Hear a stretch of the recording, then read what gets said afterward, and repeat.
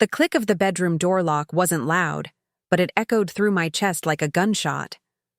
Marcus stood with his back against the door, his hand still on the deadbolt he'd installed just last week. I'd thought it was for security. Now I realized it was for this moment. "Sit down, Catherine," he said, his voice steady but cold. "We're going to have a conversation, and you're not leaving until I get the truth. I'd love to know which corner of the globe you're watching from. And if this story speaks to you, make sure to subscribe. Tomorrow's video is one you absolutely can't miss." I stood frozen by the dresser, my phone charging cable still in my hand from where I'd been plugging it in for the night. The familiar bedroom that had been our sanctuary for 8 years suddenly felt like a trap. The soft gray walls seemed to press closer. The family photos on the nightstand, our wedding day, vacations, holidays, felt like evidence of a life that was about to shatter. "What truth?" I managed to whisper, though my throat felt like sandpaper. Marcus stepped forward, and I saw something in his eyes I'd never seen before. Not anger, that I could have handled. This was a calculation. Cold, methodical certainty that made my blood freeze. The truth about where you've been, about the lies, about what you think I don't know. He pulled out his phone, swiped to something, then set it on the bed between us like a weapon. "Because, Catherine, I know everything. And if you don't start talking right now, if you don't confess what you've been hiding from me, you're going to have a very, very terrible time." The room spun slightly. 8 years of marriage, and I'd never heard that tone from him. 8 years of being Marcus's wife, Marcus's partner, Marcus's other half. And now he was looking at me like I was a stranger he'd caught breaking into his house. "Marcus, I don't understand what you're—" "Don't." He held up his hand and I fell silent. "Don't lie to me anymore. Not tonight. I've given you chances, Catherine. So many chances to come clean. But you kept playing me for a fool, didn't you?" My mind raced, trying to understand what had triggered this. This morning was normal. Coffee together, him kissing me goodbye before his business trip that got canceled last minute. He'd texted me around noon saying he'd be home early, that he missed me. I'd been happy. I'd made his favorite dinner, opened a bottle of wine, and wore the blue dress he'd bought me for our anniversary. And now this. "The receipts don't lie," he continued, picking up his phone again. "The credit card statements don't lie. The mileage on your car doesn't lie. But you've been lying to me for months, haven't you?" I felt my legs give out slightly, and I sank onto the edge of the bed. "Marcus, please, just tell me what you think." "I've done. I can explain." "Explain?" He laughed, but there was no humor in it. "You want to explain why you've been sneaking around? Why have you been deleting text messages? Why have you been somewhere you shouldn't be every Tuesday and Thursday for the past 3 months?" Tuesday and Thursday. My heart hammered against my ribs. He knew about Tuesday and Thursday. "I can see it in your face," he said, circling around to stand in front of me. "You know exactly what I'm talking about. So here's what's going to happen. You're going to tell me everything. Who he is, how long it's been going on, and what you plan to do about it. Because, Catherine, I am not the fool you think I am." The accusation hit me like a physical blow. An affair. He thought I was having an affair. "Marcus, no. You've got this completely wrong." "Stop lying." His voice exploded, and I flinched. In 8 years, he'd never raised his voice to me. Never. "Do you think I'm stupid? Do you think I don't notice when my wife stops looking me in the eye? When she starts guarding her phone like it's classified information? When she develops mysterious appointments she can't talk about?" I opened my mouth, but he kept going. "The gym membership. You suddenly needed. The new clothes. The way you've been distracted. Like your mind is somewhere else. Someone else." His voice dropped to a whisper that was somehow more terrifying than the shouting. "I trusted you, Catherine. I gave you everything. And this is how you repay me?" Tears started burning my eyes, but not for the reason he thought. Marcus, please, you have to listen to me. Yes, I've been somewhere on Tuesdays and Thursdays. Yes, I've been secretive. But it's not what you think. It's not an affair. Then what is it? He leaned down, his face inches from mine. What is so important that you have to lie to your husband? What is so secret that you can't tell the man you promised to share your life with? I stared into his eyes I'd fallen in love with 9 years ago at a coffee shop downtown. Eyes that had looked at me with nothing but love and trust and partnership for so long. Now they were hard, cold, full of betrayal and hurt, and I realized with a sinking heart that the truth might be even worse than what he suspected. I started, then stopped. How could I explain? How could I tell him that for 3 months, I'd been living a double life? That every Tuesday and Thursday, I'd been someone completely different? That the woman he married, the woman he thought he knew, had been quietly building something he never could have imagined? I'm waiting, he said. The silence stretched between us, heavy and suffocating. Outside, I could hear the neighbor's dog barking, the distant sound of traffic on the main road. Normal life continued while mine imploded in this locked bedroom. The credit card charges, he continued when I didn't speak. Parking garages downtown, gas stations on the other side of the city, restaurants I've never been to. And Catherine, the piece that really got me? Last Thursday, when you said you were at your sister's, I called Linda. You weren't there. You hadn't been there all month. My stomach dropped. Linda. My sister Linda, who I'd been using as my alibi, had unknowingly betrayed me. I'd been so careful, so methodical in my planning, but I'd underestimated Marcus's suspicion. I'd underestimated his willingness to investigate. So I hired someone, he said quietly. A private investigator. Did you know that, Catherine? Did you know your husband was so desperate to understand why his wife was lying to him that he hired a stranger to follow you? The room tilted. A private investigator. He'd had me followed. And what they found, he shook his head. What they found is going to destroy everything we've built together, unless you start talking. Right now. I looked at the locked door, then back at Marcus. 8 years of marriage, and I'd never felt more alone. The life we'd built, the trust we'd shared, the partnership I'd thought was unbreakable. All of it, hanging by a thread in this moment. And the worst part was, he was right.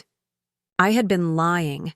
I had been sneaking around. I had been living a secret life, but not the kind he thought. Marcus, I whispered, my voice barely audible. If I tell you the truth, if I tell you everything, you have to promise me something. You're not in a position to make demands. Please. I looked up at him, tears finally spilling over. Promise me you'll let me explain it all before you react. Promise me you'll hear the whole story. He studied my face for a long moment. The whole story about your affair? The whole story about my secret, I corrected. Because you're right. I have been hiding something from you. Something big. But Marcus, it's not what you think. And when you find out what it really is, I took a shaky breath. When you find out what I've really been doing, you might understand why I couldn't tell you. Why I was so afraid. He sat down on the bed across from me, his phone between us like a referee. Then start talking, Catherine, because right now, my trust in you is hanging by a thread. And if you can't give me the truth, all of it, then we're going to have a problem. A big one. I closed my eyes, gathering courage I didn't know I had. When I opened them, I made a decision that would change everything between us. Okay, I said. But to understand why I've been lying, you need to understand who I was before you met me. And Marcus, the woman you married, she wasn't the whole truth either. Marcus leaned back against the headboard, his arms crossed. What do you mean? not the whole truth. I pulled my knees up to my chest, wrapping my arms around them. It was a defensive position I hadn't taken since I was a child, but somehow it felt necessary now. My name is Catherine Walsh now, but I wasn't born Catherine Walsh. Obviously, your maiden name was Reynolds. No. I shook my head. That wasn't my real name either. The confusion in his eyes deepened. Catherine, what are you talking about? I took a deep breath, reaching back to memories I'd buried so deep I sometimes forgot they were real. I was born Catherine Elena Kozlov in Brighton Beach, Brooklyn. My father was Victor Kozlov, and my mother was Anya. We lived in a tiny apartment above a Russian bakery that smelled like black bread and desperation. Marcus's eyebrows shot up. Russian? You never told me you were Russian. Because by the time I was 12, Catherine Kozlov didn't exist anymore. I pulled my sleeves down, over my hands, a nervous habit from childhood. My father worked construction during the day and drove a cab at night. My mother cleaned office buildings from midnight to 6 a.m., then came home to take care of me and my little brother Dmitri before sleeping for 3 hours and starting over again. The memories came flooding back. The sound of my mother's keys, in the door at dawn, the way she'd collapse into the single armchair we owned, still wearing her cleaning uniform. The way my father's hands were always covered in small cuts and concrete dust. A lot of love and effort went into bringing this story to life. If you're enjoying it, we'd be so grateful if you'd subscribe to our channel. Now, back to where we left off. We were poor, Marcus. Not the kind of poor where you can't afford a vacation or new clothes. The kind of poor where you count quarters for milk and wear the same shoes until they fall apart. I looked at our expensive bedroom furniture, the Egyptian cotton sheets, the walk-in closet full of designer clothes Marcus had bought me. The kind of poor that follows you in your dreams. Why didn't you ever tell me this? His voice was softer now, less accusatory. Because when I was 12, everything changed. I stood up and walked to the window, looking out at our manicured suburban neighborhood where every house had a 2-car garage and sprinkler systems. My father got involved with some people he shouldn't have. Russian men in expensive suits who spoke in whispers and carried briefcases full of cash. I pressed my palm against the cool glass. I didn't understand it then, but my father had borrowed money. A lot of money. And when he couldn't pay it back, those men started visiting our apartment. At first it was just conversations. Then it was threats. Then one night, they came when my father wasn't home. Marcus was quiet behind me, but I could feel him listening. They broke our door down at 2 a.m. 3 men speaking rapid Russian, tearing our apartment apart looking for something my father had supposedly hidden. My mother shoved Dmitri and me into the bedroom closet and told us not to make a sound no matter what we heard. The memory was so vivid I could still smell the mothballs and old wool from the coats we hid behind. We listened to them destroy everything we owned. We heard my mother crying, begging them to stop. And then we heard something else. Something I won't describe to you, Marcus, because some things are too ugly to share with someone you love. I turned back to face him. When they left, my mother was unconscious on the kitchen floor. The apartment was destroyed. And I knew that. My father's choices had just stolen whatever childhood Dmitri and I had left. Marcus reached out like he wanted to comfort me, then stopped. Catherine? My mother made a decision that night. She called my Aunt Elena in Chicago, my father's sister who had married an American man and had been trying to get us to move for years. 3 days later, we were on a Greyhound bus with 2 suitcases and every dollar my mother had hidden in a coffee can under the sink. I sat back down on the bed but kept my distance from Marcus. My father never knew we left. We never told him where we were going. For all I know, he's still looking for us. Jesus Christ, Catherine, you were 12? 12. And responsible for translating everything for my mother and brother because I picked up English faster than they did. 12. and lying to school officials about why we'd moved, why we didn't have proper documentation, why my mother worked 3 jobs and was never home for parent-teacher conferences. The weight of those early teenage years pressed down on me. The constant fear that someone would figure out we were running from something, the responsibility of being the family translator and mediator, the isolation of living a lie every single day. My Aunt Elena saved us, but she couldn't erase what we'd been through. She got my mother to work cleaning houses for wealthy families in Lincoln Park. She enrolled Dimitri and me in school under new names, Reynolds, her husband's surname. She told everyone we were distant cousins who had lost our parents in a car accident. So Catherine Reynolds was a complete fabrication, a story we told so many times it became real. I smiled sadly. Elena coached us on our new history. We were from a small town in Michigan. Our parents had been teachers. We liked camping and dogs and apple pie, all American kids with a tragic backstory that explained why we were quiet and kept to ourselves. Marcus was staring at me like I was a stranger. How long did you keep this up? Forever. Because Marcus, when you're running from dangerous people, you don't ever stop running. You just get better at hiding. I tucked my hair behind my ear, a gesture I'd perfected to look casual and confident even when I felt anything but. By high school, I was Catherine Reynolds. I'd perfected the accent, learned the cultural references, made friends who never suspected I'd ever been anyone else. But the fear never went away, I continued. Every unexpected knock on the door. Every time. Someone asked too many questions about my family. Every time I had to fill out forms asking for my birth certificate or social security information. I learned to lie so smoothly that sometimes I forgot what the truth was. I thought about those high school years, cheerleading tryouts, prom dress, shopping, college applications. All of it performed by a girl who was constantly looking over her shoulder, waiting for her past to catch up with her. My mother never recovered from what happened in Brooklyn. The fear, the trauma, it ate away at her. She worked herself to death trying to build us a safe life, and she succeeded. But she paid for it with her health, her happiness, her ability to trust anyone ever again. When did she die? Marcus asked quietly. My senior year of college. Heart attack at 51. She was cleaning a mansion in Winnetka when it happened. The family she worked for didn't even know her real name. The grief still hit me like a physical blow.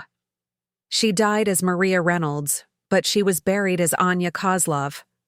It was the first time I'd said her real name out loud in almost 10 years. I looked at Marcus, trying to gauge his reaction. Dimitri couldn't handle it. After the funeral, he disappeared. Changed his name again, moved across the country. He sends me postcards sometimes with no return address. He's still running, and I don't think he'll ever stop. But you stopped running when you met me? I shook my head. No, Marcus. I never stopped running. I just got really, really good at making it look like I was standing still. I gestured around our bedroom. This life, this house, Catherine Walsh, the suburban wife, it's just another identity, another character I've been playing. The silence, stretched between us, heavy with the weight of 8 years of marriage built on a foundation of half-truths and carefully constructed lies. But here's what you need to understand, I said, my voice getting stronger. Every identity I've ever created, I created to survive, to protect myself and the people I loved. I never lied to hurt anyone. I lied to stay alive. Marcus ran his hands through his hair. So who are you really? Which version is real? They're all real. The scared 12-year-old who hid in a closet, while her world fell apart. The determined teenager who translated for her traumatized mother. The college student who worked 2 jobs while maintaining a perfect GPA. The woman who fell in love with you. I met his eyes. But, Marcus, there's another version. One you've never met. What do you mean? You asked me what I've been doing on Tuesdays and Thursdays. You think I've been having an affair? I stood up again, feeling stronger now that the truth was flowing. But what if I told you that twice a week I become someone else entirely? Someone who uses all those survival skills I learned, all that experience with creating new identities, all that knowledge about staying hidden and protecting people? Marcus was leaning forward now, his anger replaced by confusion and growing concern. Catherine, what are you saying? I'm saying that the woman you married is more dangerous than you ever imagined. And what I've been hiding from you isn't another man. I walked to our closet and pushed aside my everyday clothes, revealing a small safe I'd hidden behind my winter coats. It's another life. I turned back to him, my hand on the safe's combination lock. The question is, Marcus, are you ready to meet the real Catherine? Because once you know the truth about what I really do, there's no going back. And you might discover that the woman you thought you married was actually much more than you bargained for. Marcus stared at the safe, then back at me. Catherine, you're scaring me. I left the safe closed for now and returned to sit across from him. I met you at the worst possible time in my life, Marcus. Do you remember that coffee shop on State Street, October 15th, 2015?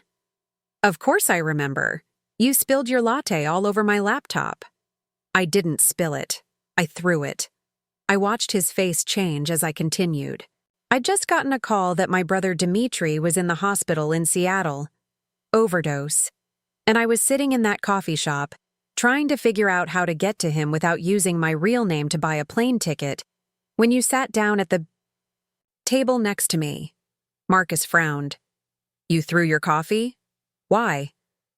Because you were on a business call, talking loudly about some real estate deal, and you kept using words like leverage and hostile takeover and crushing the competition. After everything I'd been through, after watching my father get destroyed by men who talked exactly like that, I snapped. I remembered that moment so clearly, the rage that had built up inside me as I listened to Marcus casually discuss destroying someone's livelihood over a property deal. The way he'd laughed when he mentioned making the previous owner an offer. He couldn't refuse. So I accidentally knocked my drink all over your laptop. I was hoping you'd leave. Instead, you started laughing. I thought it was funny. You looked so mortified. I wasn't mortified. I was calculating how quickly I could disappear before you realized it wasn't an accident. I smiled despite myself. But then you said something that stopped me cold. Marcus tilted his head, trying to remember.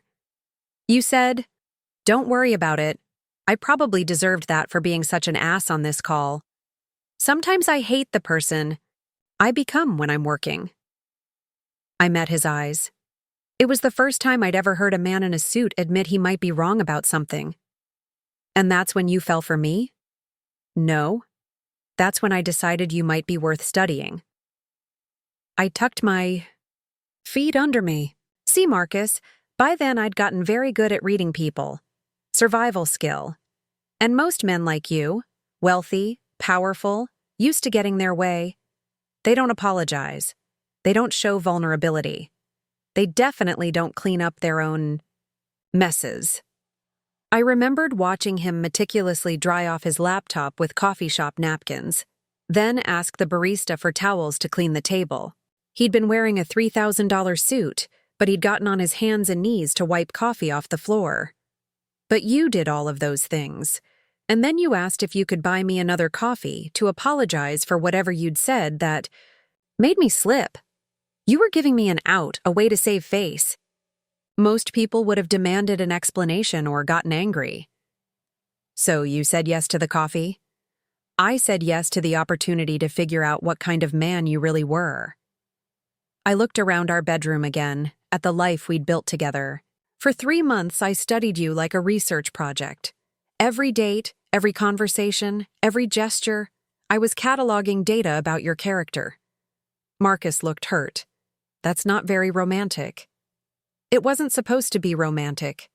It was supposed to be protective. I softened my voice. Marcus, I'd spent my entire adult life avoiding men like you.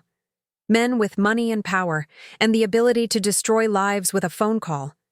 Men like the ones who hurt my family. But I'm not like that. No, you're not. And it took me 3 months to believe it. I remembered the moment I'd finally let my guard down. Marcus volunteering at a homeless shelter on Thanksgiving, spending his own money to buy winter coats for kids, whose parents couldn't afford them. You were different. You were kind. You used your privilege to help people instead of hurt them. So you decided to trust me. I decided to try. But Marcus, trust doesn't erase survival instincts. I still kept secrets. I still maintained escape. Plans.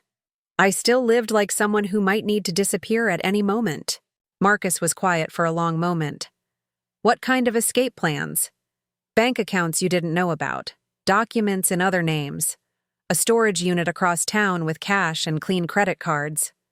I'd never admitted this to anyone.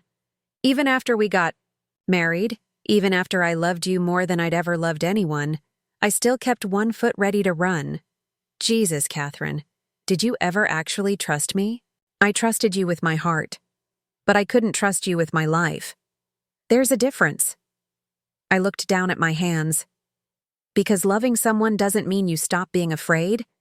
It just means you're afraid of losing them too. I thought about our early relationship, how I'd been constantly amazed by Marcus's genuine kindness, his moral center, his complete lack of cruelty, but also how I'd tested him constantly, pushing boundaries to see if he'd reveal a darker side. Remember when we went to that charity gala 6 months after we started dating, the one where that drunk businessman kept hitting on me? Yeah, you handled it perfectly. Very classy. What you didn't see was me watching you the entire time, watching to see if you'd get possessive or violent or try to control the situation, watching to see if you were the kind of man who thought he owned his girlfriend. Marcus's expression shifted. And what did you see? I saw you stay exactly where you were until I caught your eye and shook my head slightly. Then I saw you respect my ability to handle it myself. The memory still warmed me. When I walked back to you after dealing with him, you didn't ask what happened or demand details. You just asked if I was okay and if I wanted to leave. Because you clearly had it under control. Exactly. But most men wouldn't have seen it that way. Most men would have swooped in to rescue me, or gotten angry that another man was touching their property, or made it about their ego instead of my comfort. I stood up and walked to our wedding photo on the dresser. We looked so happy, so normal. The perfect suburban couple starting their perfect suburban life. That's when I knew you were different. That's when I started to believe I might actually be able to have a normal life with you. But you never stopped keeping secrets. I stopped keeping the big ones. I told you about my mother's death, about growing up poor, about being estranged from my father. I traced the frame with my finger. I just edited the details, made it cleaner, safer, more palatable. What do you mean? I told you my father abandoned us when I was young. Not that we ran from him. I told you my mother worked multiple jobs to make ends meet. Not that she was hiding from dangerous people. I told you I was driven to succeed because of my background. Not that I was driven by the need to never be vulnerable again. Marcus was watching me carefully. So our entire relationship was built on half-truths. Our entire relationship was built on the parts of the truth you could handle. I turned back. To him. Because Marcus, the full truth would have scared you away. The full truth was that you fell in love with a woman who could disappear without a trace if she needed to, who could create new identities, manipulate documents, and survive in situations that would destroy most people.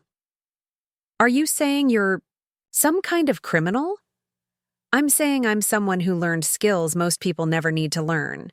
And for 8 years, I've been trying to be normal, trying to be the suburban wife who bakes cookies and hosts book clubs and complains about property. Taxes.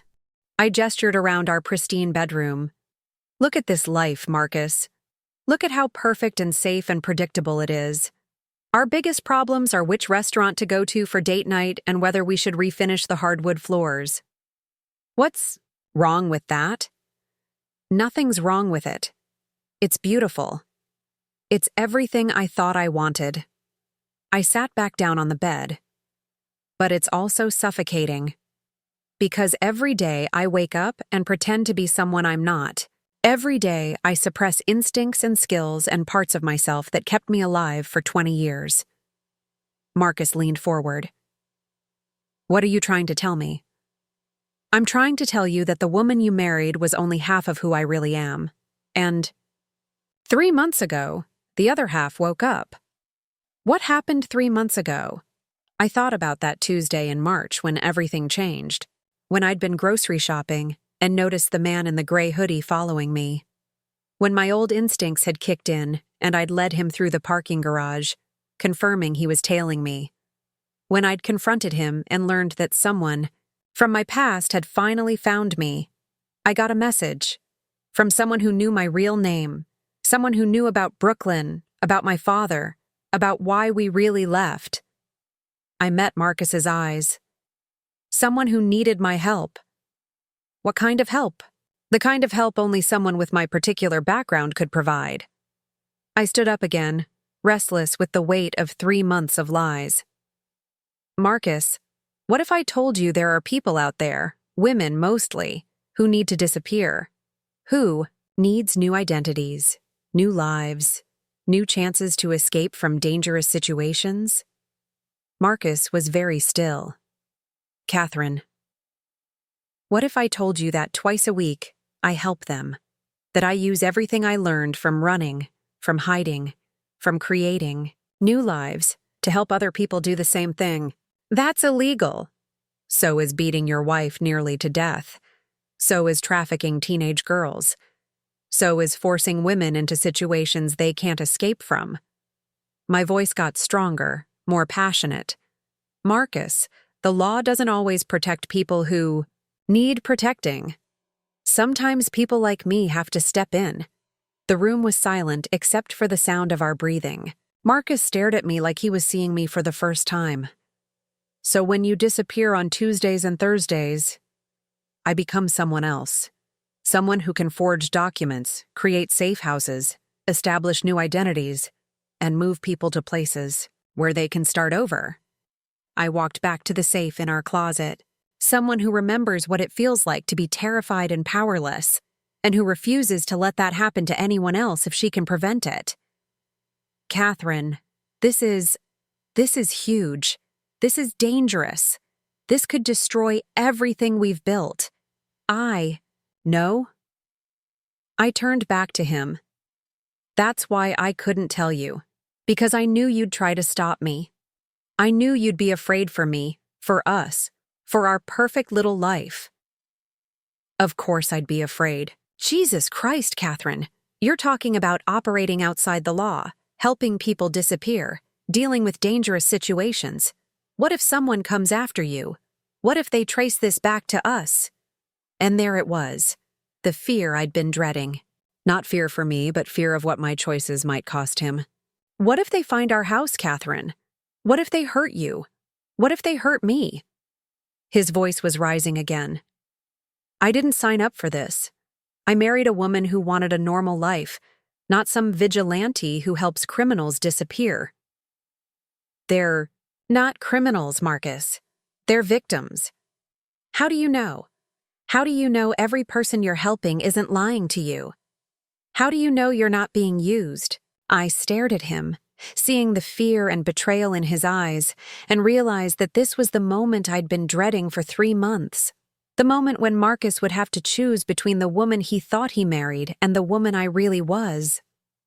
Because, I said quietly, I know what it looks like when someone is genuinely afraid for their life. And Marcus, these women, they look exactly like I did when I was 12 years old. Marcus sat in stunned silence as I walked to the safe and began turning the combination dial. Each click echoed in the quiet room like a countdown to something irreversible. Catherine, wait. Before you open that, I need to understand something. His voice was strained. 3 months ago, someone contacted you. Who was it? I paused with my hand on the safe handle. Her name was Sophia Reeves, 24 years old, worked as a paralegal in downtown Chicago. Married to a man who beat her so badly she had to wear long sleeves in July to hide the bruises. The combination was my mother's birthday, my brother's birthday, and the day we fled Brooklyn.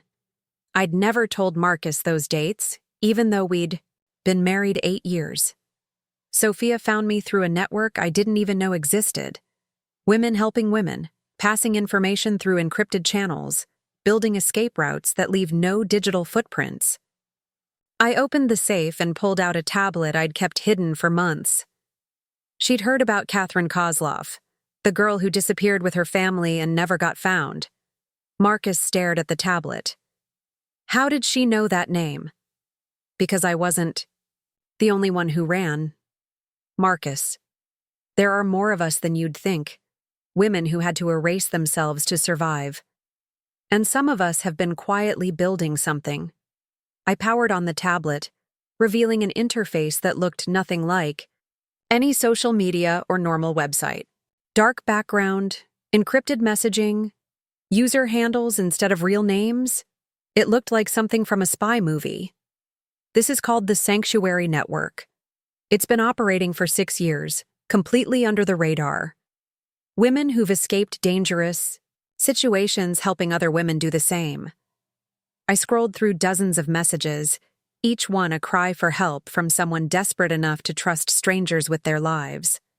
Phoenix Rising helped me get my daughter away from my ex-husband who was molesting her. New Dawn created documents so good even the DMV didn't question them. Shadow Walker moved us 3 states away in a single night. I looked up at Marcus. And 3 months ago, they asked me to become Ghost Protocol. Ghost Protocol? The woman who makes people disappear completely. New social security numbers, birth certificates, entire histories that can withstand federal background checks. I set the tablet on the bed between us. Because Marcus, while you thought I was playing house and hosting dinner parties, I was teaching myself skills that most people can't even imagine. I pulled out a folder from the safe. Birth certificates, driver's licenses, passports, all with different names, all with my photograph. Each one was flawless, indistinguishable from the real thing. During our marriage, while you were at work building real estate empires, I was learning how government databases function, how documents are verified, how to exploit weaknesses in systems that everyone assumes are secure. Marcus picked up one of the passports, examining it closely. These look completely real. They are real.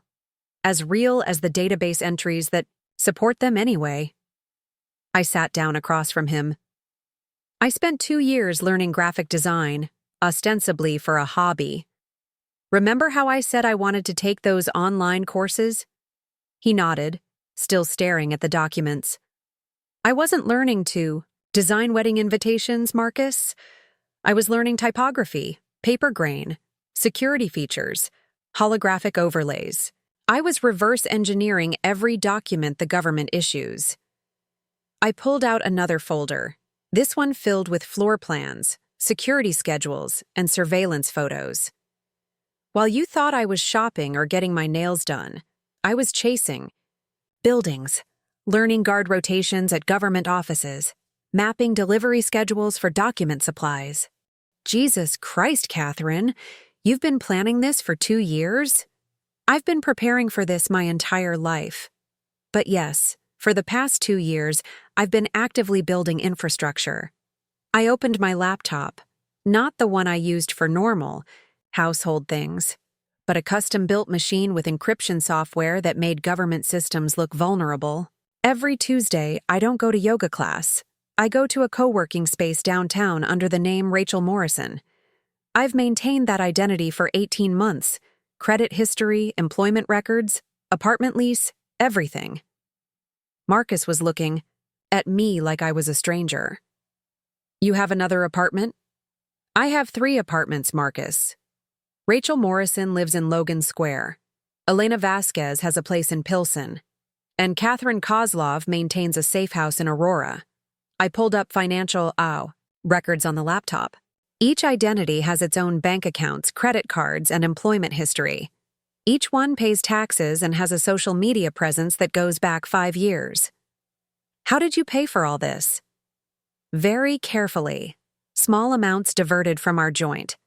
Accounts over time. Freelance work you didn't know about. Investments made under other names. I showed him spreadsheets that tracked every penny.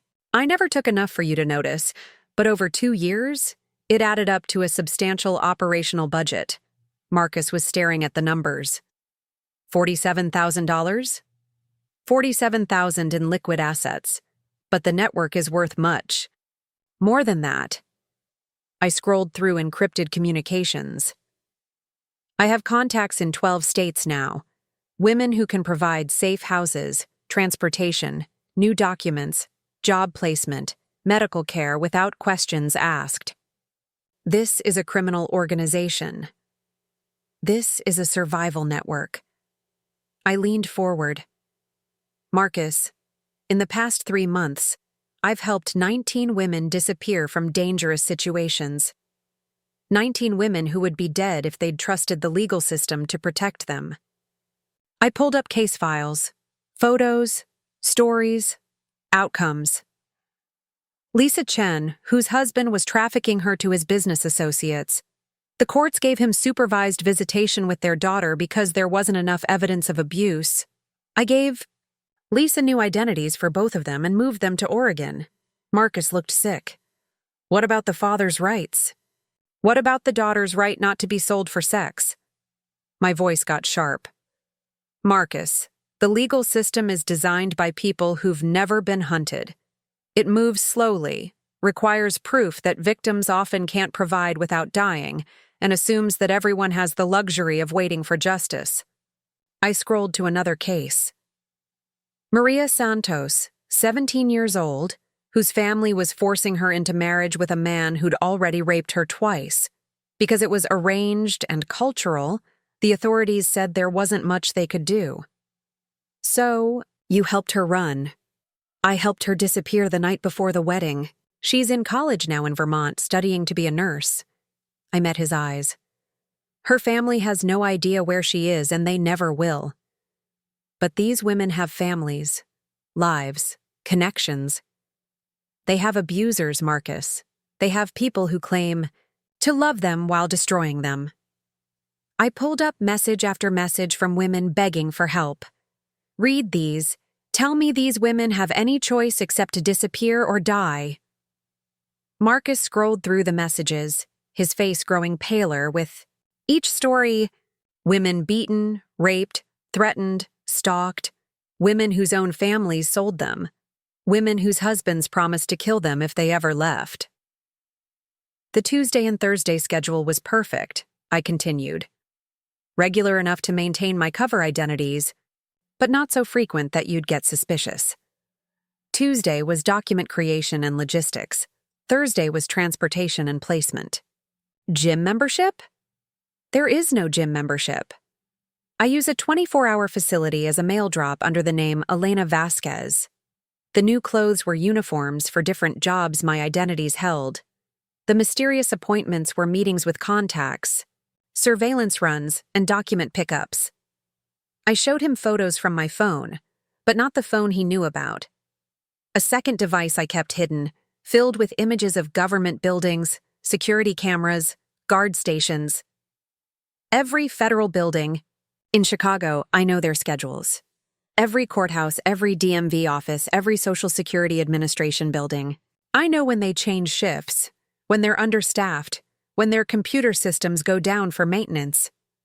Marcus set down the tablet. You've been living a double life. I've been living the life I was trained for. I closed the laptop. Marcus, everything I learned as a child, how to observe without being noticed, how to lie convincingly, how to disappear when necessary, those weren't just survival skills. They were preparing for this. For what exactly? For becoming someone who could save the women nobody else would save. I stood up and walked to the window again. Do you know what it's like to watch the news and see story after story about women who were murdered by men they'd begged the police to protect them from? I thought about all the articles I'd collected, all the cases where restraining orders had become death sentences, where women had done everything right and still ended up dead. Jennifer Walsh in Milwaukee, shot by her ex-husband in the courthouse, parking lot while waiting for a restraining order hearing. Amy Peterson in Denver, killed in her home 3 days after filing for divorce. Sandra Mitchell in Phoenix, beaten to death by her boyfriend 2 weeks after pressing charges. Catherine, every single one of those women followed the proper channels. They trusted the system. They believed the law would protect them. I turned back to Marcus. And they're all dead, because sometimes the law isn't enough. I walked back to the safe and pulled out newspaper clippings, dozens of them, women's obituaries, police reports, court records of cases where justice had failed. But the women I've helped, they're alive. They're free. They're rebuilding their lives under new names in places where their abusers will never find them. I spread the clippings on the bed. So tell me, Marcus, what's more important, following laws that don't work or saving lives that would otherwise be lost? Marcus stared at the evidence of my secret life spread across our bed. 8 years of marriage, and he'd never suspected that his wife was capable of this level of deception, this depth of planning, this complete reconstruction of identity.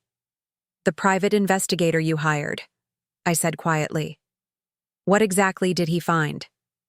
Marcus pulled out his phone and opened a folder of photos.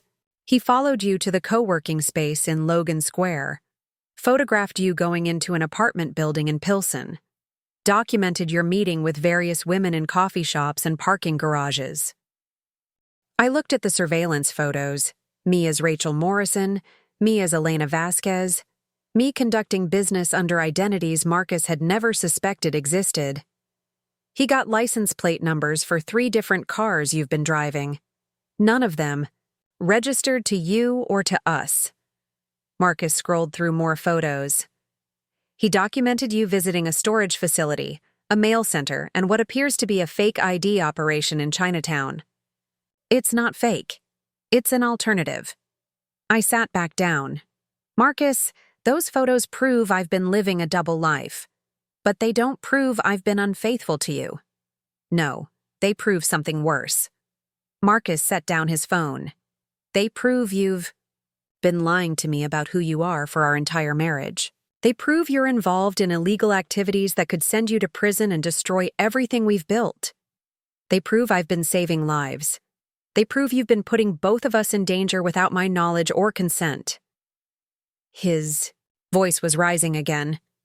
Catherine, if law enforcement discovers what you're doing, if someone you've helped gets caught and leads them back to you, if any of the people you're running from decides to trace this network back to its source, then I disappear, I said simply. I activate one of my backup identities and vanish. I've been prepared for that possibility from the beginning. What about me? What about our marriage? What about the life we've built together? I looked around our bedroom one more time. The king-size bed we'd picked out together, the photographs of our happy life, the walk-in closet full of clothes for a woman who didn't really exist. I always hoped it wouldn't come to that, I said softly. I hoped I could keep both lives separate, that I could be Catherine Walsh, the suburban wife, and Ghost Protocol, the guardian angel, and never have to choose between them. But now you do have to choose. No, Marcus. I met his eyes, seeing the fear and betrayal and love and confusion all warring in his expression. Now you have to choose, because I'm not going to stop helping these women. I can't. And the question is whether you can love the woman I really am, or whether you only loved the character I was playing. The room fell silent, except for the sound of our breathing and the distant hum of suburban life continuing outside our window. Normal people living normal lives, unaware that in this perfect bedroom, a marriage was quietly falling apart under the weight of secrets that had finally surfaced. There's something else, I said, reaching into the safe one more time. Something you need to see before you make your decision. I pulled out a manila folder marked with today's date. Because Marcus, the reason I've been so secretive lately, the reason I've been more careful, more paranoid, it's not just because of the women I'm helping. I opened the folder and handed him a photograph. It's because someone's been hunting me. Marcus stared at the photograph in his hands, a surveillance shot of me taken from across the street, walking out of the Logan Square co-working space. But this wasn't taken by his private investigator. The angle was wrong, the quality too professional, and written in the corner was a date from 2 weeks ago. Who took this? His voice was barely a whisper. I pulled out 5 more photographs from the folder. Me at the Pilsen apartment. Me at the storage facility. Me meeting with Sophia Reeves in Grant Park. Each one taken by someone who knew exactly where to find me and when. His name is Victor Petrov. He works for my father. Marcus looked up sharply. Your father? I thought you said... I said we ran. From him? I never said he stopped looking. I sat down heavily on the bed. Marcus, my father isn't just some construction worker who got in over his head with the wrong people. My father is one of those wrong people. The weight of that secret pressed down on me. 25 years of running, and I'd never told anyone the complete truth about what we were really fleeing from. Viktor Kozlov is a high-level lieutenant in the Bratva, Russian organized crime. He didn't borrow money from dangerous men. He is a dangerous man. And when we disappeared, we didn't just escape domestic violence. We escaped one of the most ruthlessly efficient criminal organizations in the world. Marcus set down the photographs with shaking hands. Catherine, what are you saying? I'm saying my father has been hunting us for 25 years. Not because he missed his family, because we're loose ends. Because my mother saw things, heard things, knew things that could destroy him, and a lot of other very powerful people. I picked up another photograph, this one showing me from behind as I walked to my car outside our house. Our house. He'd found where we lived. 3 weeks ago, Sophia Reeves contacted me through the network. But Sophia Reeves doesn't exist. The woman who reached out to me, the one I helped escape from her abusive husband, she was bait. What do you mean, bait? I mean my father's people. Have been monitoring underground networks for years, looking for someone with my specific skill set. Someone who could create perfect false identities. Someone who moved like they'd been trained from childhood. I stood up and started pacing. When the ghost protocol appeared on their radar, helping women disappear without a trace, they started investigating. Marcus was staring at me like I was speaking a foreign language. So this Sophia woman was an undercover operative sent to make contact with me. The abusive husband, the desperate situation, the need for new documents, all of it was carefully constructed to draw me out. I laughed bitterly. And it worked perfectly. I created a complete new identity for her, moved her to a safe house, and gave her enough documentation to start a new life. But if she was working for your father, then he now has a complete sample of my work. He knows how good I've gotten, what techniques I use, how thorough my documentation is. I pulled out my encrypted tablet and showed Marcus a message that had arrived 2 days ago. And yesterday, he sent me this. The message was simple, written in Russian. Katusha, pora domoy. Papa. Little Katie, time to come home. Papa. Marcus read the translation I'd written below it. He wants you to come back? He wants me to work for him, to use my skills to help his organization instead of helping victims escape from it. I closed the tablet. Marcus, I can create identities so perfect they fool federal background checks.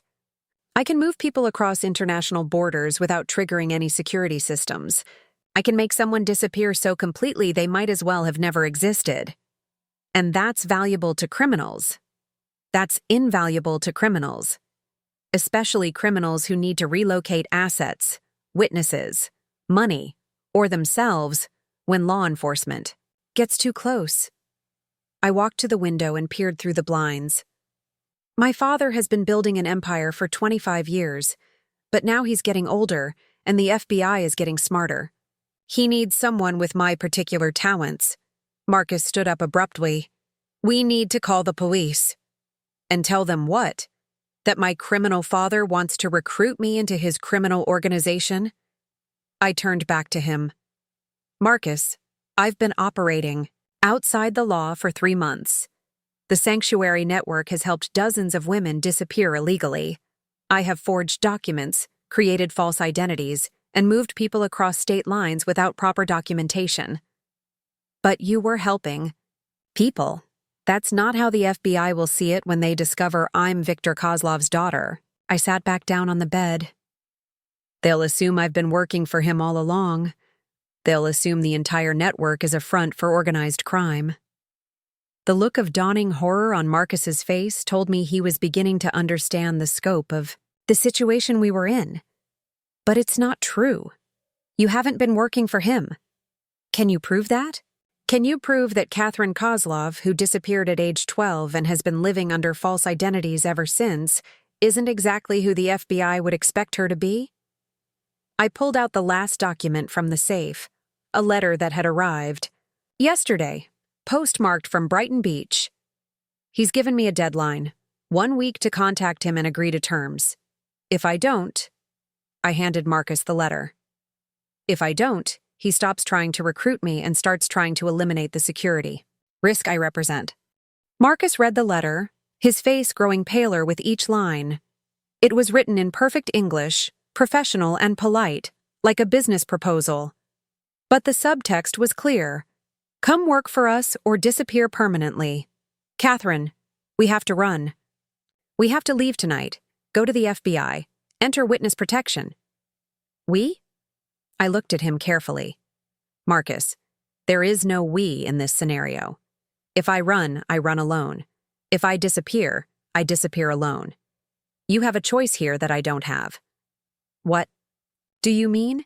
I mean, you can walk away from this. You can divorce me, claim you had no knowledge of my activities, and go back to your normal life. I gestured around our bedroom. You can keep the house, keep your business, keep your reputation. You can tell people your wife had a breakdown and left, or that she was living a double life you never suspected. Marcus stared at me. You think I would just abandon you? I think you should consider it seriously. I stood up and began pulling clothes from my dresser. Dark clothes, practical clothes, clothes Catherine Walsh would never wear. Because Marcus, if you stay with me, if you help me or hide me or even just fail to report what you know, you become an accessory to federal crimes and a target of the Russian mafia. Catherine, our marriage could have been perfect if I'd been the woman you thought you married, but I'm not that woman, and I never was. I pulled out a go bag I'd packed months ago and hidden behind my winter clothes. I'm someone whose past catches up with everyone around her. I'm someone whose existence puts good people in danger. Marcus watched me pack with growing panic. What are you doing? I'm preparing to run. Again. I pulled out cash, documents, and a burner phone from the bag. Tomorrow morning, Catherine Walsh disappears. Maybe permanently this time. Where will you go? Somewhere my father can't find me. Somewhere the FBI can't connect me to the network. Somewhere I can't hurt anyone else I care about. I looked at him, memorizing his face. Marcus, in 8 years of marriage, you gave me the closest thing to a normal life I've ever had. But normal was always an illusion for someone like me. We can figure this out together. No, we can't. I sat down next to him one last time. Because you're a good man who builds legitimate businesses and pays his taxes and follows the law. And I'm a woman who creates false identities for a living and has been one step ahead of organized crime for most of her life. Marcus was quiet for a long moment. What if I don't want you to go? Then you'll be making a choice to leave your safe, predictable life and enter a world where people get killed for knowing too much. I took his hand. Marcus, I love you enough to give you the chance to save yourself. Don't make me love you enough to destroy you. He squeezed my hand. What if I choose to come with you? Then we both disappear tonight. We abandon this house, your business, your entire identity. We become two new people in a place your family will never see you again. I met his eyes, and we spend the rest of our lives looking over our shoulders, waiting for my past to catch up with us. And if I let you go alone? Then you go to the police tomorrow morning. You tell them your wife confessed to illegal activities and disappeared. In the night, you cooperate fully with their investigation. You let them search the house, examine our financial records, interview our friends and neighbors. I pulled out a letter I'd written and sealed hours ago. This contains a full confession to everything I've done and a complete list of all my aliases and safe houses. It exonerates you completely and gives the FBI everything they need to shut down the parts of the network they can find. Marcus stared at the letter. You'd sacrifice everything you've built? I'd sacrifice everything I've built to protect the man I love and the women who are still hiding in safe houses across the country. I stood up again, my decision crystallizing. Because Marcus, that's what love actually looks like when you strip away all the romantic illusions. It's choosing other people's safety over your own comfort. I walked to the locked bedroom door and put my hand on the deadbolt. So here's your choice. You can unlock this door and watch me walk out of your life forever, knowing you'll be safe. Or you can pack a bag and come with me into a future that offers no guarantees except danger and the constant need to hide. Catherine, wait. I turned back to him, my hand still on the lock. What? The woman you think I married, the suburban housewife who bakes cookies and hosts book clubs? He stood up, something shifting in his expression. What if I never wanted her anyway? What do you mean? I mean, what if the things I love about you, your intelligence, your strength, your ability to survive anything, what if those are the same things that make you good at what you really do? I stared at him. Marcus, you said I have to choose between the woman I thought I married and the woman you really are. He walked toward me slowly. But what if the woman I fell in love with was always the woman who could throw coffee on a stranger's laptop because she was angry about injustice? You don't understand what you're saying. I understand that you've spent 8 years protecting me from your past. I understand that you've been saving women's lives while pretending to be someone smaller than you really are. He reached for my hand. And I understand that you're about to sacrifice everything you've built to keep me safe.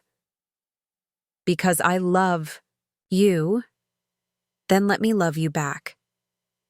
He moved toward the bedroom door.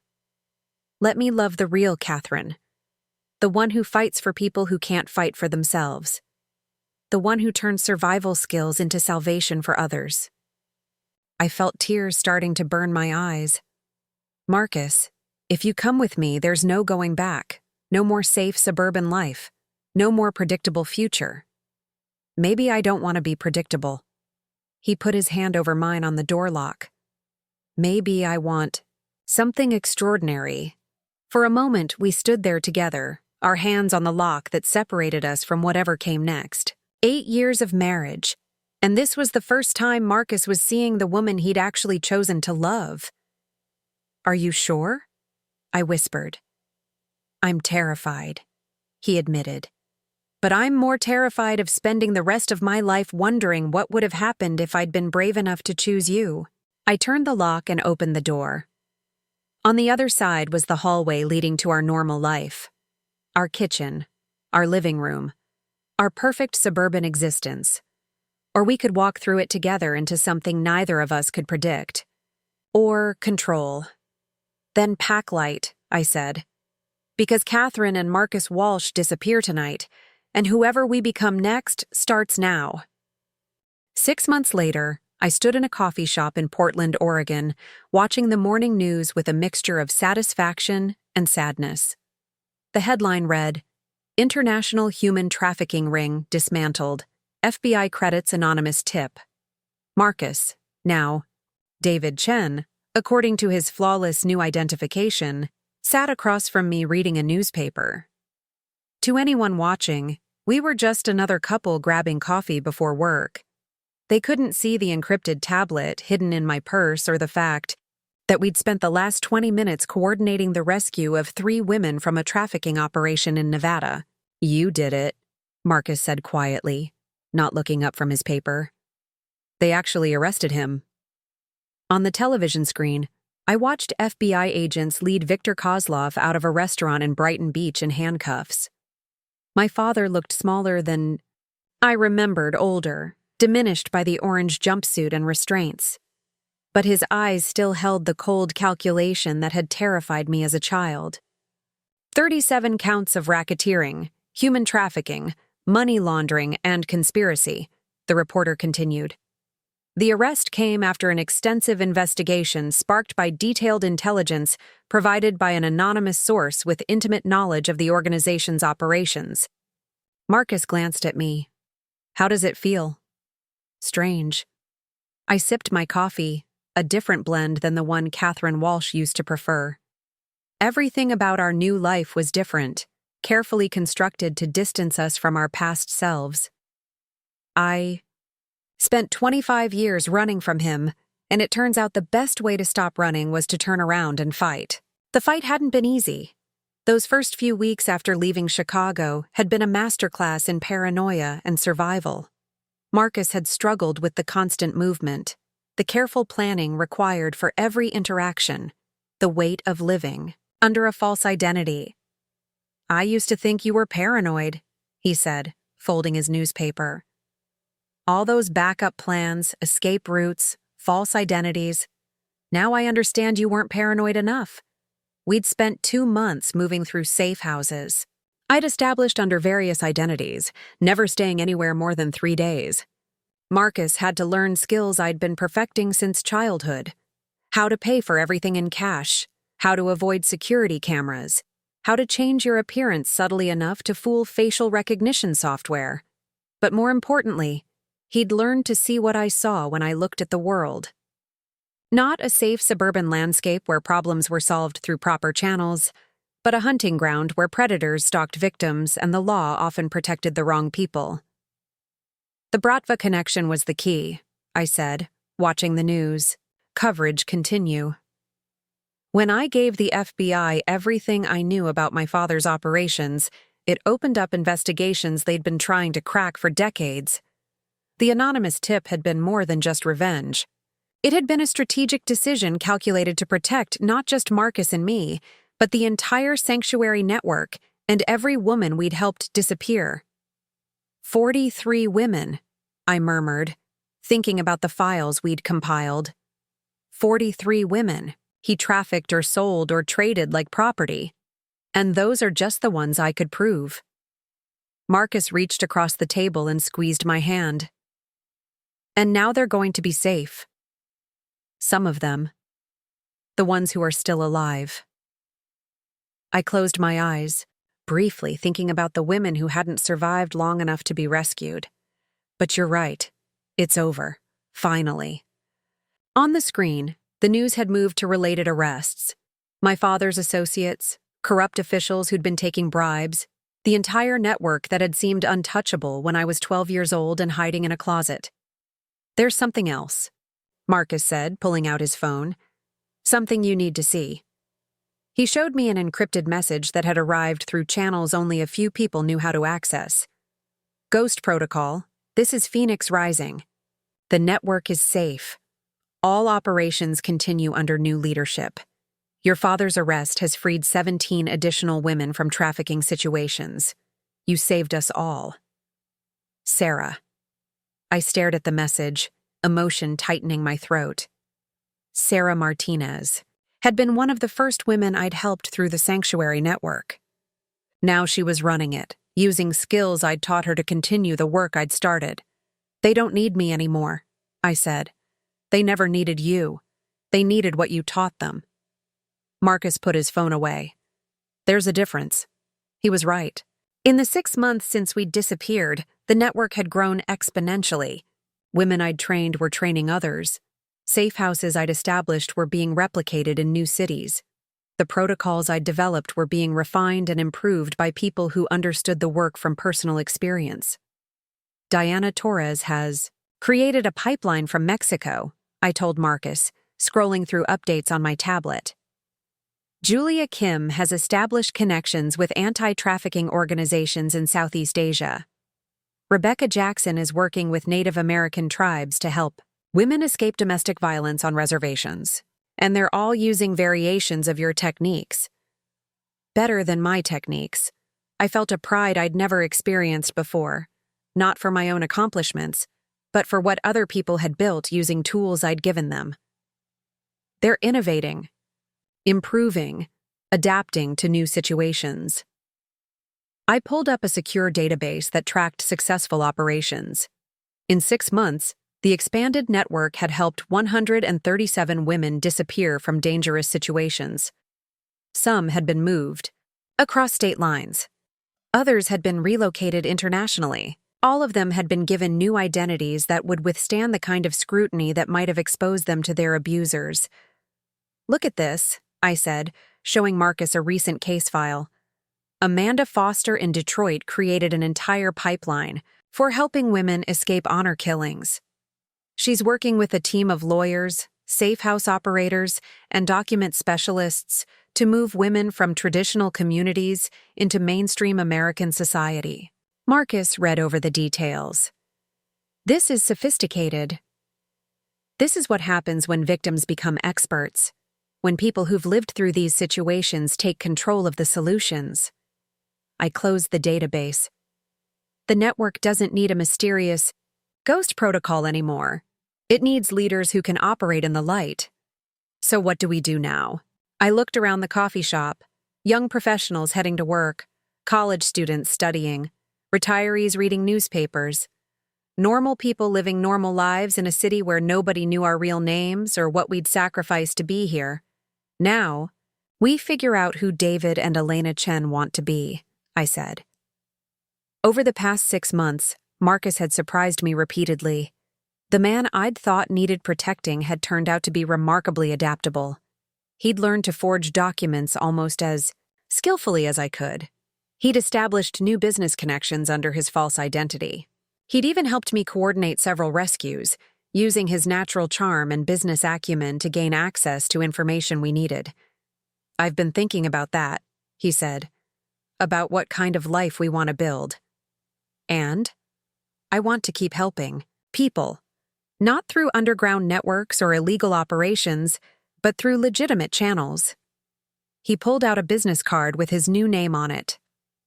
David Chen, immigration attorney, specializing in asylum cases and human trafficking victims. I stared at the card. You went to law school? I've been studying for the past 4 months. Online courses, legal texts, everything I can absorb about immigration law. He smiled. It turns out having a wife who's an expert in false documentation and international movement of people provides excellent insight into the legal side of the same issues. Marcus, David, this is incredible. I figured out that I don't want to hide from your past anymore. I want to use what I've learned from it. He pointed to an address on the card. I've already started volunteering at a legal aid clinic downtown. They specialize in helping women who've escaped trafficking situations get proper documentation and legal status. I felt something shift inside me, a possibility I hadn't allowed myself to consider. You want to work in the open. I want to be part of the solution legally and publicly. I want to help the women the network saves transition back into normal life. He reached for my hand again. And I want you to work with me. As Elena Chen? As whoever you want to be. But not as someone who has to hide what she's good at. He pulled out another business card, this one blank except for a phone number. Elena Chen, Consulting Services, specializing in personal security, identity protection, and transition assistance for at-risk individuals. I looked at the card, understanding what he was suggesting. Legitimate work. Using illegitimate skills for legitimate purposes? He grinned. You could help trafficking victims understand how to protect themselves from being found by their former captors. You could teach domestic violence survivors how to disappear safely within the legal system. You could train law enforcement in the techniques criminals use to create false identities. The idea was both thrilling and terrifying. After 25 years of hiding, he was suggesting I step into the light and use my skills openly. What? About the FBI? What about your father's associates who might still be looking for us? Your father is in federal prison for the rest of his life. His organization has been dismantled, and the FBI considers you a valuable asset now, not a criminal threat. Marcus pulled out a letter that had been forwarded through encrypted channels. They want to offer you a consulting contract. I read the letter twice, hardly believing what I was seeing. The Federal Bureau of Investigation wanted to hire Elena Chen as a contractor specializing in document fraud detection and human trafficking investigations. They know who I really am. They know exactly who you really are. And they know what you've accomplished. Marcus pointed to a paragraph in the letter. Agent Sarah Morrison, who I suspect might be someone you know under a different name, specifically requested you for their human trafficking task force. Sarah Morrison. Phoenix Rising, Sarah Martinez, had not only taken over the Sanctuary network, she'd somehow managed to transition into federal law enforcement while maintaining her connection to the Underground Railroad we'd built together. She's working both sides, I realized, official and unofficial channels. She's doing exactly what I'm suggesting we do, using skills developed in the shadows to create change in the light. Marcus folded the letter carefully. The difference is, we get to make that choice together. I stood up and walked to the window, looking out at the busy Portland street. 6 months ago, I'd been Catherine Walsh, a suburban housewife living a lie. Before that, I'd been Catherine Reynolds, a college student running from her past. Before that, Catherine Kozlov, a terrified child watching her world collapse. Now I had the chance to be Elena Chen, someone who could use every skill I'd learned, every hard-won piece of knowledge, every survival instinct that had kept me alive, to help other people transition from victims to survivors to advocates. What if we're not good at normal? I asked. Then we'll be excellent at extraordinary things. Marcus stood up and joined me at the window. Catherine, for 6 months, I've watched you coordinate rescues from a dozen different cities, bring down an international crime syndicate, and train other women to save lives. Normal was never going to be enough for you. He was right. The suburban life I'd tried to build with him had been beautiful. But it had also been a prison. A safe, comfortable prison where I'd slowly suffocated the parts of myself that made me who I really was. Besides, Marcus added, I've seen what you can accomplish when you stop hiding. I'm not about to ask you to start again. I turned back to him, seeing something in his eyes that hadn't been there 6 months ago. Respect. Not for the woman he'd thought he married, but for the woman I'd always been underneath the carefully constructed facade. So what do you think? He asked. Ready to save the world legally this time? I looked at the business cards he'd made for us, at the FBI letter offering me legitimate work, at the encrypted tablet that connected me to a network of women who were changing the world one rescue at a time. I think, I said, pulling out my phone to call Agent Sarah Morrison, it's time for Elena and David Chen to get to work. 2 years later, I stood at the podium of the International Conference on Human Trafficking, looking out at an audience of law enforcement officials, social workers, attorneys, and survivors from around the world. The placard in front of me read, Elena Chen, Senior Consultant, FBI Human Trafficking Task Force.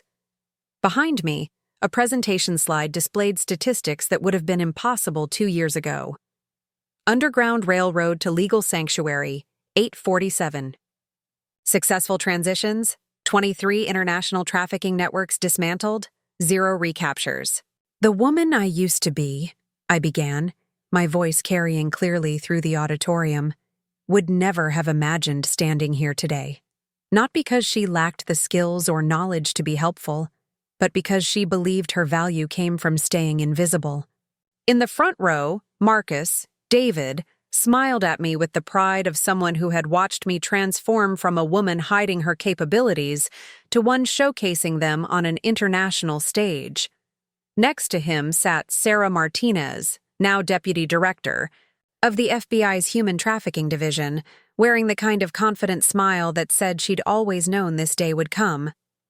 But visibility, as it turns out, is the most powerful weapon against the kind of evil that thrives in shadows.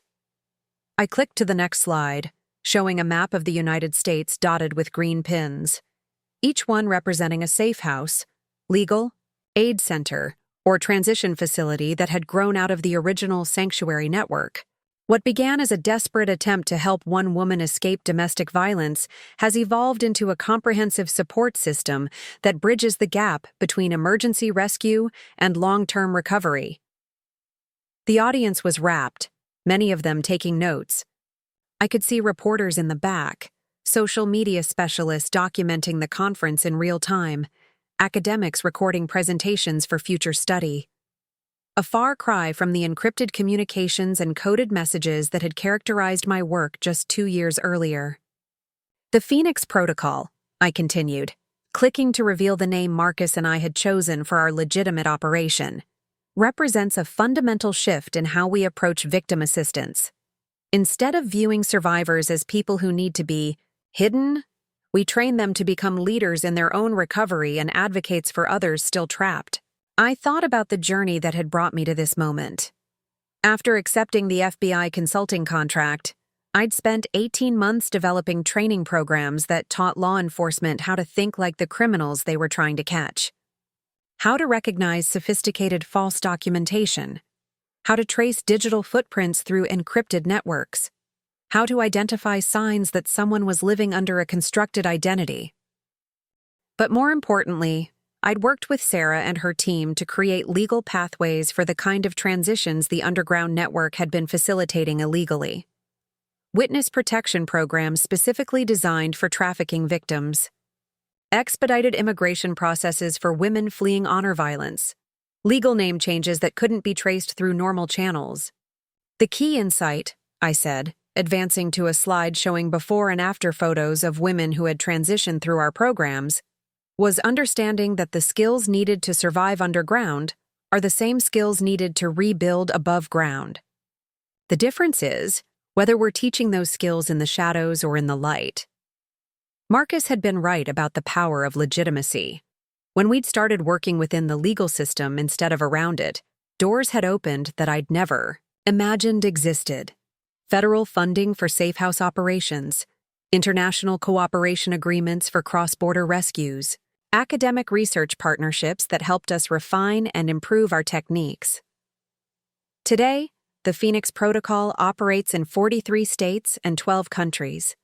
We have partnerships with Interpol, the United Nations Office on Drugs and Crime, and more than 300 local law enforcement agencies worldwide. I clicked to a slide showing our organizational chart, hundreds of names representing former victims who had become counselors, investigators, safe house operators, legal, advocates, and program directors. The Underground Railroad had become an above-ground institution, but statistics don't tell the full story. What matters are the individual lives that have been transformed not just through rescue, but through empowerment. I looked directly at a woman in the third row, Rebecca Turner, who 2 years ago had been living in a basement in Detroit, forced to work in massage parlors by men who had trafficked her from Eastern Europe. Today, she was Dr. Rebecca Turner, holding a PhD in social work and running the Phoenix Protocol's European operations. "Rebecca, would you stand?" She stood, and the auditorium erupted in applause. Rebecca had become one of our most effective advocates, precisely because she understood the criminal mindset from personal experience. She could spot trafficking operations that looked legitimate to trained investigators. She could communicate with victims in ways that professional social workers, no matter how well-intentioned, simply couldn't. Rebecca represents the core philosophy of the Phoenix Protocol. We don't rescue victims so they can disappear into new lives. We empower survivors so they can become the leaders of the solution. I advanced to the next slide, showing a photo from 6 months ago, a congressional hearing where Rebecca had testified about the need for legislative changes to protect trafficking victims. Sitting behind her in the hearing room were 12 other women, all former victims, all now leaders in anti-trafficking work. The underground network taught us that the most effective help comes from people who have lived through the experience themselves. The Phoenix Protocol has legitimized that insight and scaled it globally. Marcus stood up and made his way to a second podium that had been set up for our joint presentation. Our work had evolved into a true partnership, his legal expertise, and natural leadership combining with my operational knowledge and survival instincts to create something neither of us could have built alone. When Elena and I first started working together, he said, his voice carrying the confidence of someone who had found his true calling, I thought my role would be to help her transition from illegal operations to legal ones. What I discovered was that she didn't need to transition. She needed a legal framework that could accommodate the sophistication of what she was already doing. He clicked a slide showing the Phoenix Protocol's legal structure, a hybrid organization that operated as both a federal contractor and a private nonprofit, with funding streams that included government grants, private donations, and corporate partnerships. Traditional victim services are designed around the assumption that people need help returning to their previous lives. But trafficking victims, domestic violence survivors, women fleeing honor violence, they don't want to return to their previous lives. They want to build entirely new ones. Marcus had spent the past 2 years completing his law degree while simultaneously building the legal infrastructure for our operations. He'd passed the bar exam last year and was now one of the country's leading experts on immigration law as it related to trafficking victims. The Phoenix Protocol's legal clinic has processed more than 400 immigration cases in the past 18 months. Our success rate for obtaining legal status for trafficking victims is 97%. That statistic represented hours of meticulous work, carefully crafted legal arguments, and the kind of attention to detail that my background in creating false identities had prepared me for perfectly. The same skills I'd used to forge documents were now being applied to legitimate legal processes, ensuring that every application was flawless, every piece of evidence properly documented, every procedural requirement meticulously fulfilled. But, more importantly, Marcus continued, we've created a model that other organizations are replicating across the country. The Phoenix Protocol isn't just one program. It's a framework that can be adapted to different communities, different legal systems, and different cultural contexts. I returned to the podium as Marcus concluded his section. Which brings us to the announcement we're here to make today. The audience leaned forward. We'd been building anticipation for this moment throughout the conference. 6 months from now, the Phoenix Protocol will launch its international expansion. Working with partners in 15 countries, we will begin establishing comprehensive support networks for survivors of human trafficking, domestic violence, and gender-based persecution. The response was immediate and enthusiastic.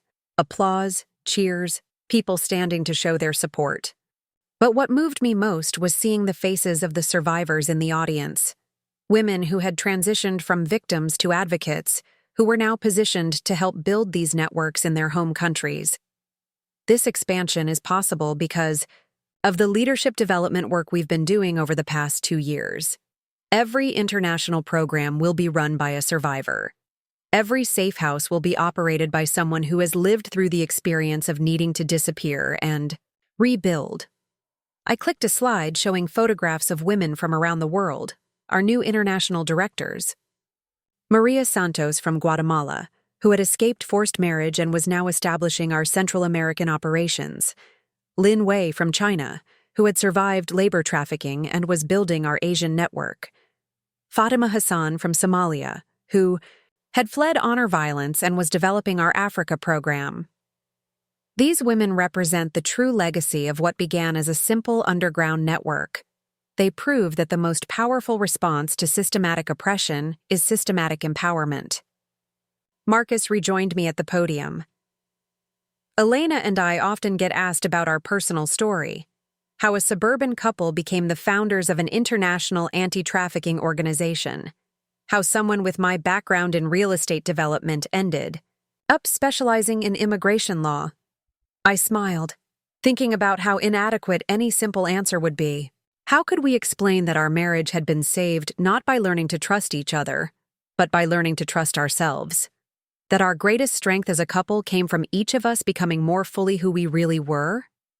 The truth is, I said, our personal transformation was only possible because we stopped trying to fit into lives that were too small for who we actually were. And we've discovered that's true for everyone we work with. The Phoenix Protocol succeeds because it's built on the understanding that people don't need to be rescued, Marcus added. They need to be empowered. They need resources, skills, legal support, and opportunities to use their own experiences to help others. I looked out at the audience one more time, seeing the faces of people who had dedicated their lives to this work. Some were survivors like me, who had learned that their past experiences were actually their greatest qualifications for the work they were now doing. Others were allies like Marcus, who had discovered that their privilege was most valuable when it was used to amplify voices that needed to be heard. But there's one more thing we want to share today, I said, clicking to the final slide of our presentation. The slide showed a simple line graph tracking the number of women who had successfully transitioned through Phoenix Protocol programs over the past 2 years. But at the bottom, in small text, was a dedication. In memory of Anya Kozlov, who taught her daughter that running towards something is always more powerful than running away from something. My mother died believing she had failed to protect her children from the violence that had shattered our family. She never knew that the skills she taught me, how to disappear, how to survive, how to rebuild, would one day be used to save hundreds of other women.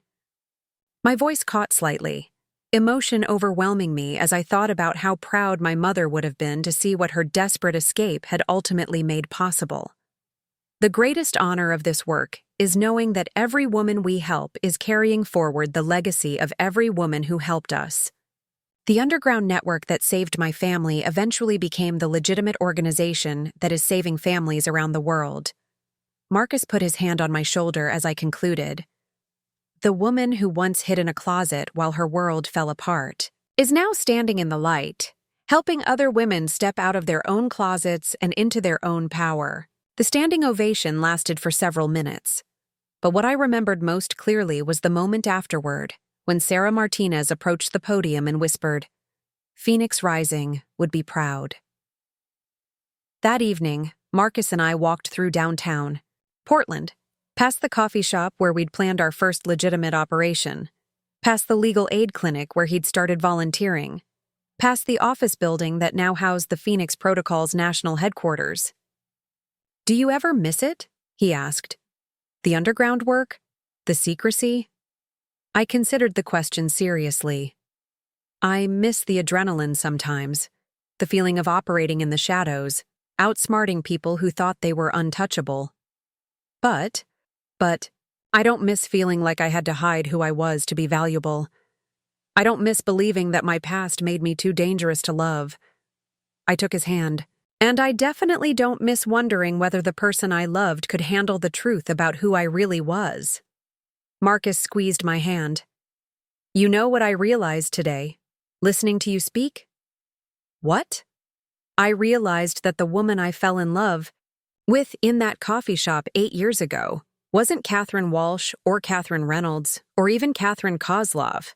I fell in love with the person who was willing to throw coffee on a stranger because she was angry about injustice. Elena Chen?